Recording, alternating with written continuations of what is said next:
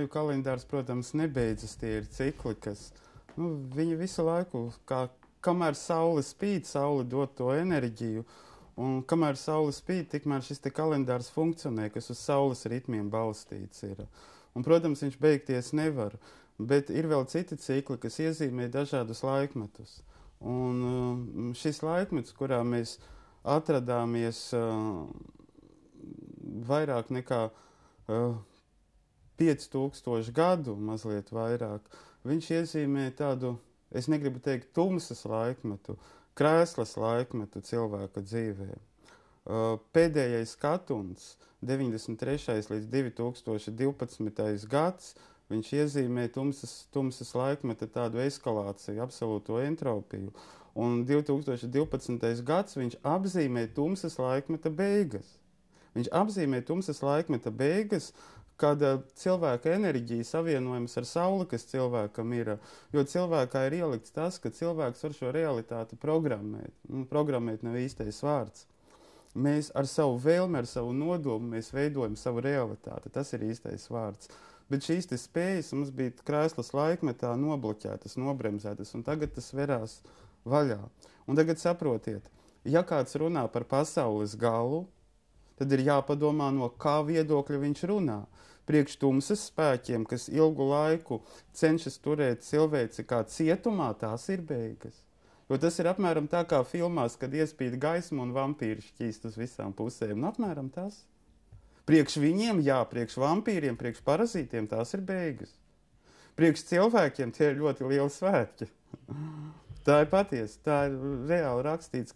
Un šeit sasaucās gan māju svētās grāmatas, gan atklāsmes no Jāņa evaņģēlijā, gan druīdu raksti, kas runā par Ragnareku vai vecokās, vai dievu ēras, veco dievu, kā saka, bojāēju un jaunu dzimšanu, laikmets nomainās. Un šī pārēja nav vienā mirklī 21. decembris. Tas ir māju kalendārs ataino, ka ātruma pārslēgšana notiek procesi. Un, piemēram, nākamajā gadā viena no atskaites punktiem, starp citu, ir pēdējā katuna, pēdējā tuna, pirmā diena. Pēdējais 360 dienu cikls sākās šodien. 28. decembris. Pēc tam māju jaunais gads sākas 5. aprīlī. Māju jaunais gads, kas ir hāps. Pēc tam jauns, kā saka, Venēras cikls, kas saistīts ar transformācijām cilvēku pasaules uztverē, ar vērtību sistēmas maiņu. Tas sākās jūnijā. Saprotiet, pakāpeniski procesi. 21. decembris, viņš ir jauna laikmeta iestāšanās, arī viens no punktiem pilnā spēkā. Bet tās viss iestāšanās process, tas ir 2012. līdz 17. gads patiesībā, ko daudzi gaišreģi apstiprina. Tas ir process izstiepts 3-5 gadu garumā. Un viņš pa īstam sāk darboties šis process no 5. aprīļa. Un kādas pasaules beigas, kamēr saule spīd, kamēr viņa ražo savu enerģiju, kalendārs viņš ir ciklisks. Viņš nebeidzās, kā pulkstenim, vai tad pulkstenim var būt beigas. Viens rādītājs apiet apkārt un jauna diena sākās. Nekādu beigu nav. Tā piemērs ārpus. Man tikko sarunāts ar cilvēku bija tikšanās 3, un es teicu, labi būtu, ja, viņš tikko zvanīja un teica, man sanāk tā, ka es pusstundu kavēju. Tā kā visi šeit ir arī tā izslēdzām. Šeit ir tā, ka ja cilvēks atrodas saskaņa ar to laika straumi, ar saules enerģiju, par kuru mēs stāstam, saka, māju kalendārs 13x20 saules cikli, tad viņa visu laiku, kā zemtekstā bija mūsu dzīve, un mēs viņus izmantojam, un praktiski šī laika straumē atrodamies. Mēs neplānojam, mēs vienkārši dzīvojam. Katru dienu jaunu enerģiju mēs cenšamies viņu izmantot maksimāli, cik var. 2012. gads ir tā robeža, kad varētu teikt, viņš bija zemtekstā, un virsū tā kā plēvīte, kāpēc viņš uz pilnu spēku nestrādā un cilvēki nejūt. 2012. gadā šī plēvīte novelkās, un viņš ar pilnu jaudu sāk strādāt. Un tāpēc tas tik zīmīgi tā plānotā iznākšana 2012. gads, jo šīs te enerģijas sāk uz pilnu jaudu strādāt. Kas cilvēkiem būtu jāzina? Protams, būtu jāzina tas, kad mēs paši piedalāmies realitātes veidošanā, prognozēt kaut ko uz 2012. gadu. Es būtu ļoti piesardzīgs, jo šeit būs tādi procesi notiks, kad katrs var saņemt to realitāti, kurai viņš būs gatavs un ko vēlēsies. Tas ir, ekonomiskā sistēma ir ļoti zīmīga, kad viņa tomēr ir visa tā, kas dotajā momentā sistēma, kas darbojās uz to, kad parazitē uz tiem resursiem, uz to, ko sniedz cilvēkam zeme. Diezgan parazītiska sistēma. Un viņa, protams, kā Titaniks, filmā Titaniks, iet uz leju. Bet praktiski ir apkārt cilvēkam milzīgi glābšanas plosti. Milzīgi glābšanas plosti, uz kuriem bez bailēm var vienkārši pāriet. Un tie glābšanas plosti pēc tam kļūst par kuģiem. Saprotiet atkal. Un šeit ir viena lieta, varbūt tā, kā saka, jūs skatījāties filmu Titaniks ar DiCaprio. Priekš kā Titanika grimšana ir visbriesmīgākais? Priekš tiem, kuri samaksājuši par visbagātākajām kaītēm. Tas nenozīmē, ka šeit materiālās labklājības aspekts kaut ko izšķir. Šeit izšķir tas, kā mēs skatāmies uz dzīvi. Teiksim tā, cilvēks staigā zem Dieva un viņam visu laiku it kā ir programma. Kā viņš likteni? Pildīs. Un pēkšņi 2012. gads tagad tie spēki pasaka, tagad tu pats. Cilvēks saka, kā man būs? Un viņam pasaka, tagad būs tā, kā tu gribēsi. Es nezinu, es nemāku. Kā es tagad pats gribēšu? Un šeit ir jāuzdrošinās gribēt. Jāsaprot, kad mēs paši to realitāti programmējam. Tas ir galvenais 12. gadā. Ir jāuzdrošinās gribēt. Un šeit ir vēl svarīgi tas, kad jāieņem dzīvē, spiež ieņemt, aktīvu, pozīciju.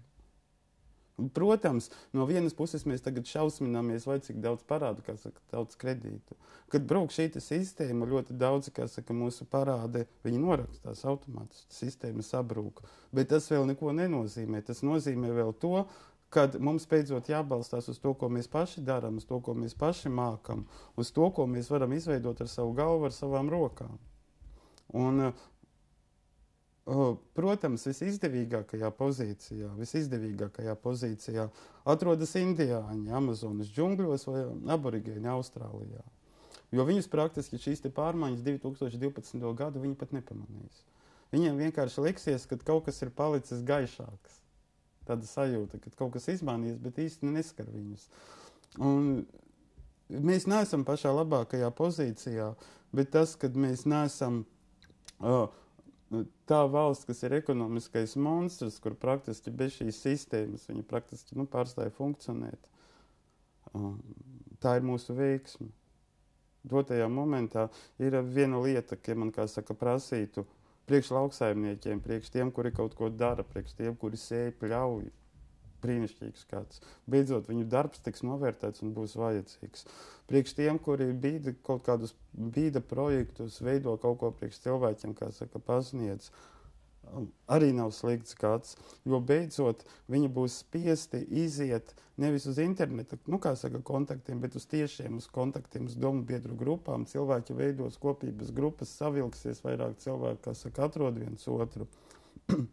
Gads ir vēl brīnišķīgs ar to, ka daudzi cilvēki meklē savas otrās pusītes. Un saprotiet, ka daudzi cilvēki aiz kautrības, aiz bailēm, aiz to, ka nav pārliecināti par sevi, viņi visu laiku izvairās. Un tagad tās traumas ir tik spēcīgas, kas atliek iziet no savas alas izlīst, un tevi uzreiz sabīd ar to, kas tev vajadzīgs, tā kā noslēgt attiecības. Priekš tiem, kas grib, lai viss paliktu tā, kā ir, lai paliktu tā, kā ir, priekš tiem gads būs smags, jo, kad kāršu namiņš brūk, tad saprotiet, turēšanās. Viss tas ir ļoti interesanti. Un, teiksim tā, kad kaut ko prognozēt var, tad mēs atrodamies laika plūdumā. Un, ja tas laiks kā lielupe plaši plūst, mēs varam prognozēt tur krasti, tur apmēram boja būs, tur vēl kāda boja. Bet tagad mēs jau atrodamies kā kalnu upes straumē. Šeit ir kas? Šeit ir jābūt pārliecinātam par sevi, lai tu kalnu upē, kas ir galvenais? Neizdarīt šitā te, man bail, saprot, tas ir galvenais, ko neizdarīt. Tā ir rokās. Izturēs. Ja tu paņem sāri rokās, ja tu savu spēku, pieliks, tad izturēs. Viss. Pārliecība par sevi. Un, protams, pats galvenais, kad savienojoties ar šo enerģiju, kas nāk, Tas ir daudzi cilvēki apzināsies, kas ir viņi, kas ir ģimene, kas ir viss. Piemēram, daudzi no mums, kas strādā ar šīm enerģijām, mēs esam izgājuši šo te, varētu teikt, es pats par sevi, to es zinu, to koridoru tādu, ka tu ieraugi sevi, un ziniet, ka noliekat spoguli pie spoguļa, un te jūs redzat sevi kā koridorī, spoguļu pretī, plašs spoguļu koridors. Un tā ir unikāla sajūta, ka tu sevi ieraugi šādi. Un tas mirklis, ka tev tā atklāsme ienāk, ka tu ieraugi sevi tai koridorā, un ieraugi ārprāts, tas esmu bezgalīgs, tas ārprāts tur, bezgalīgs, un tad tu saproti, ka šī te dzīve, tu ieraugi to, ka tev nav no kā baidīties, cik tava bezgalīga, un to daudz ieraudzīs, jo tās enerģijas verās vaļā. Un tad tu klausies krievu dziesmu, kā saka, это миг между прошлым и будущим. Именно он называется жизнь. Un tu pavisam savādāk saproti to dziesmu. Tu tos vārdus 100 reizes ir dzirdējis, bet tad, kad tu ieraugi to, ko sauc par savu personīgo bezgalību, šie vārdi skan pavisam savādāk. Un tas ir tas message, ko mēs gribam aiznest.